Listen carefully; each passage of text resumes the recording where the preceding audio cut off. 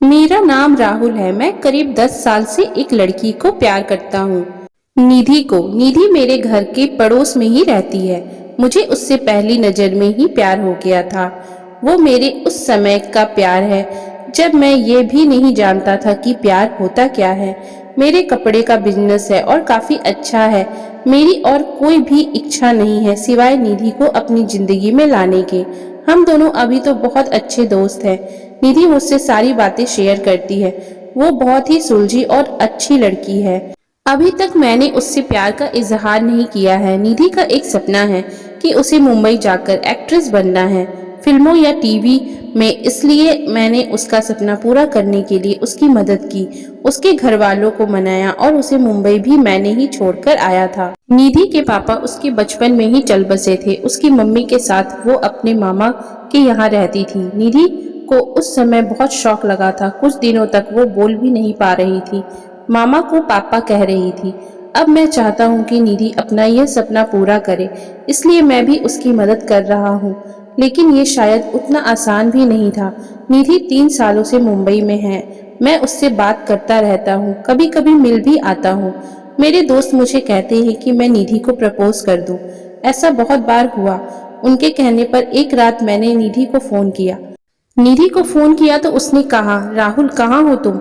मैंने कहा, निधि मैं अभी घर पर हूँ। मैंने बोला कि मुझे तुम्हें कुछ कहना है। ऐसा कहकर मैंने आई लव यू बोल दिया और मेरी खुशी का कोई ठिकाना नहीं रहा जब निधि ने भी I love you too Rahul बोला और बोली कि मैं आ रही हूँ सुबह तुम्हारे पास। सुबह वो भी आई और साथ में उसके माँ और मामा भी, शादी की बात करने। मेरे मम्मी पापा मानेंगे या नहीं इसका मुझे पता नहीं था, लेकिन उनके जाने के बाद मम्मी बोली कि 3 दिन में शादी है। मैंने बोला, इतनी जल्दी? मम्मी का मुंह थोड़ा उतरा हुआ था। वो बोली, ये सब तुम्हें पहले सोचना था, अब तो जल्दी करना पड़ेगा ना। मुझे घर वालों का रिएक्शन समझ नहीं आ रहा था, लेकिन मैं इस बात से ज्यादा खुश था कि मेरी शादी निधि से हो रही है। जल्दी में क्यों हो रही है इसका मुझे पता नहीं था, लेकिन मैंने मना नहीं किया। शादी को अभी 3 दिन थे। मुझे निधि की आंखों में अलग सा प्यार दिखाई दे रहा था। ऐसा मैंने पहले नहीं देखा था। हमारी शादी हो गई। शादी की पहली रात मुझे यकीन नहीं हो रहा था कि यह सब सच है। मेरे कमरे का दरवाजा लगाते ही वो उठकर मेरे पास आई। निधि ने आकर मुझसे कहा, तुम्हें किसी ने कुछ बताया तो नहीं? मैंने कहा, क्या? निधि बोली, मैंने ही मना किया था कि तुम्हें नहीं बताए। मैं खुद तुम्हें आज बताना चाहती थी। और फिर उसने जो बताया वो सुनकर मेरे सर पर आसमान गिर गया। वो बोली कि वो प्रेग्नेंट है और बच्चा मेरा है। और यह बोलते वक्त उसकी आंखों में आंसू थे। यह बोलकर वो मेरे गले लग गई। लेकिन यह कैसे हो सकता है? यह पहली बार था जब हम लोग गले लग रहे थे। तो ये बच्चा मेरा कैसे हो सकता है? और निधि मुझसे झूठ क्यों बोल रही है? उस रात निधि मेरे कंधे पर सोई और न जाने क्या क्या बातें कर रही थी, पर मेरा तो बुरा हाल था। अब मुझे समझ आया कि यह शादी इतनी जल्दी में क्यों की गई, क्योंकि निधि ने सभी को यह बताया कि यह बच्चा मेरा है। इसलिए घर वालों ने शादी के लिए इतनी जल्दी में हाँ कहा। मेरा प्यार निधि के लिए बहुत था। अब मुझे ऐसा लग रहा था कि मैं बेवकूफ बन गया, पर निधि जब यह बोलती थी उसकी आंखों में सच्चाई ही रहती।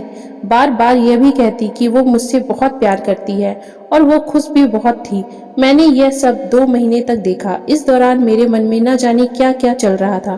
फिर एक रात मैंने निधि को कहा कि निधि, यह सब क्या है?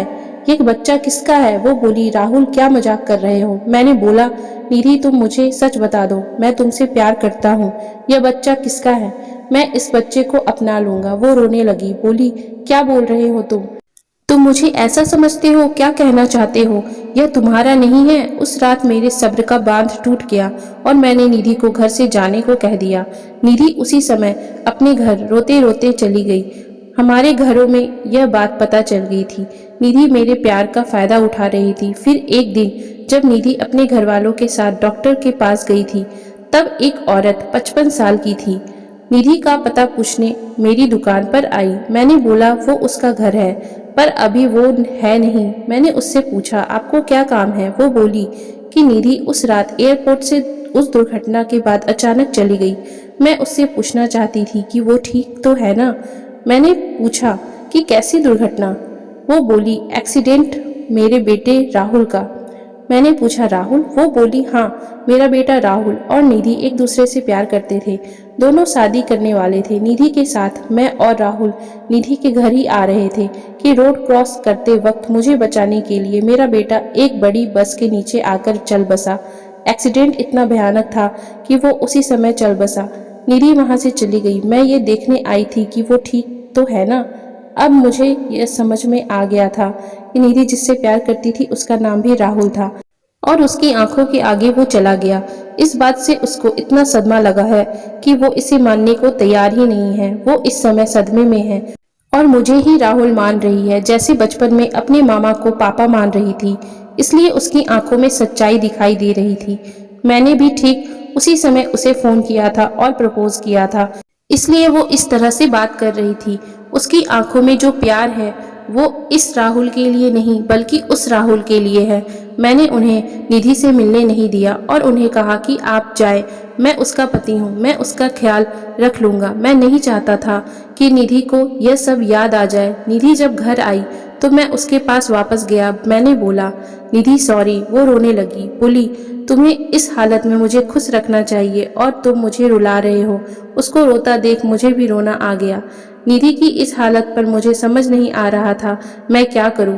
निधि को मैं झूठा कह रहा था, लेकिन मुझे यह नहीं पता था कि सच को वो मान नहीं रही है। मैंने निधि को मनाया और अपने साथ वापस ले आया। अब मैं उसे अकेला नहीं छोड़ सकता था। मैं जानता हूँ वो मुझसे नहीं उस राहुल से प्यार करती थी, लेकिन मैं तो उससे अब भी बहुत प्यार करता हूँ और अभी उसे इस हालत में अकेला नहीं छोड़ सकता। निधि भी मेरी है और उसका बच्चा भी।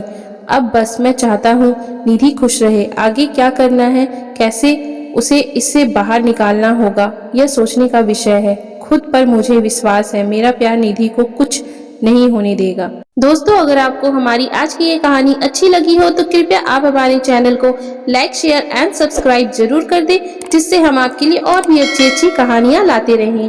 Thank you for watching.